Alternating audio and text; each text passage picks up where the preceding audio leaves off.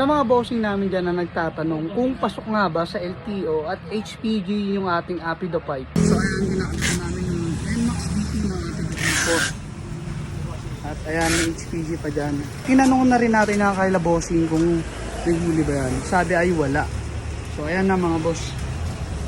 Yung dating issue ng NMAX V2 mga bossing ay na-resolve na. Pasok na lahat at hindi na siya mahirap ikabit. Ang diskarte lang sa pag-install mga boss, unahin nyo palagi yung elbow bago nyo isalpak tong canister. Kasi yung iba pinagsasabay yun na assemblein bago isalpak sa motor. Kaya yung iba nahihirapan. So ayan, lapit na makabit. Sound check naman natin to.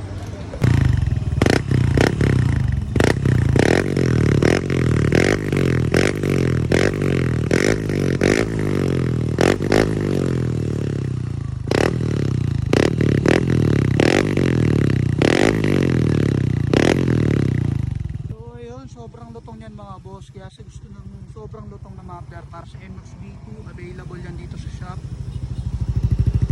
At ang inaganda niya sa Apido mga boss ay tahimik lang pagka nakaluto, kaya safe na safe yan mga boss sa mga checkpoint kagaya na ito.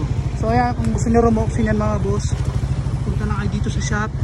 Ito yung landmark natin, yan, tandaan nyo yung dalawang yan mga boss. Tingnan lang, KCC Motor Parts ng Palokbo.